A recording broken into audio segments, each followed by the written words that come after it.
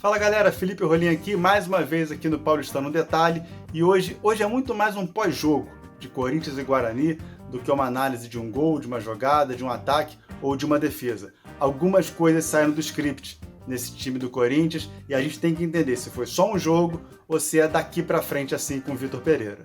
Na live de quinta-feira do Lance Paulista, que foi ali logo no pré-jogo de Corinthians e Guarani, com a reportagem do lance todo ali na porta do estádio, a gente já se perguntava o que o Guarani precisa fazer para travar esse Corinthians. O Red Bull travou o Corinthians, marcando em cima, encaixando, não deixando passe curto na saída de bola.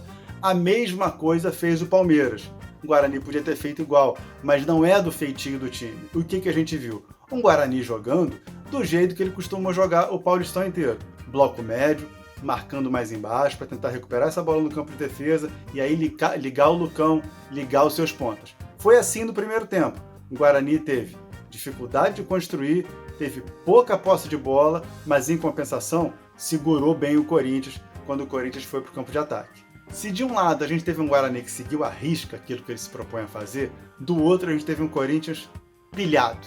Um Corinthians que pode ter sido fruto de uma arena lotada, de um jogo mata-mata, necessidade de fazer saldo para entrar numa semifinal, podendo jogar em casa. Vitor Pereira já tendo aí uma pequena, mas uma sequenciazinha de treino e trabalho e jogo. Mas a gente viu um Corinthians que roubou muito mais bola do que o normal, fez uma pressão na saída de bola do Guarani praticamente o primeiro tempo inteiro, e um Corinthians que talvez tenha faltado perna para ter um bom passe para o último terço, uma boa finalização, inverter jogo, que o Corinthians inverte bastante, o Corinthians jogou muito, ou pelo menos com mais perigo, pelo lado esquerdo, e o gol sai na bola aérea. Aliás, na segunda bola aérea, né? Porque o Renato Augusto cobrou 2 escanteios idênticos na cabeça do Gil.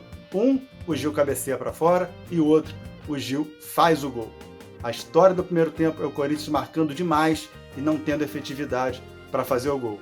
O Guarani teve uma chance, né? Uma cabeçada para frente do Fagner no lateral, essa cabeçada é para ser dada para o lado, que a bola sobra ali para o Giovanni Augusto e ele, sem quicar, coloca a bola no travessão. Mas o primeiro tempo é o primeiro tempo que o Corinthians ele se mata para marcar e consegue sair com 1-0.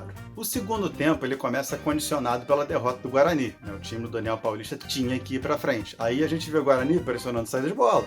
O Corinthians tenta sair jogando, o Guarani vai lá e tenta bloquear. Tenta roubar algumas bolas, consegue dificultar a saída do Corinthians. O Corinthians tem que se mexer muito mais, rodar muito mais para ir para frente, com as pernas já desgastadas do primeiro tempo, da pressão intensa que o Corinthians fez. O Guarani vai lá e faz um abafa na saída de bola.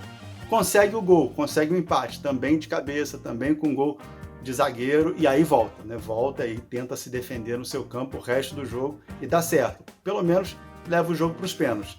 Mas o que a gente viu no segundo tempo, que agora a gente vai falar de números, que talvez tenha faltado perna para o Corinthians. E para medir um pouquinho a intensidade do jogo, quanto o time se desgastou, quanto o time correu para ter a bola, tem uma métrica que é muito bacana, que é a PPDA, que em português é passes permitidos por ação defensiva. Ou seja, quantos menos passes você permite, melhora a sua pressão, melhora a sua marcação. O Corinthians permitiu 4,6 passes do Guarani no jogo. É muito pouco. É a menor média de um time adversário contra o Corinthians no campeonato. É pouco demais. Para vocês terem uma ideia, o São Paulo trocou uma média de 13 passes por posse contra o Corinthians. Ah, é o São Paulo, beleza. Mirassol, Santos, Ferroviária ficaram ali na casa de 11,4, 11,5 passes, tá, por posse de bola contra o Corinthians, só para a gente ver a diferença do quanto o Corinthians se empenhou e se desgastou na marcação contra o Guarani.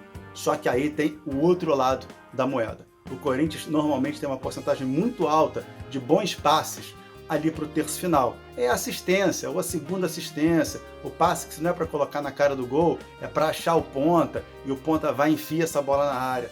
Então, o Corinthians normalmente tem mais de 70% de aproveitamento. Contra o Guarani teve menos de 70%. E a gente vai combinar que o Corinthians pegou defesas melhores que a defesa do Guarani. Só que já estava com a perna desgastada, muito provavelmente pela pressão que fez.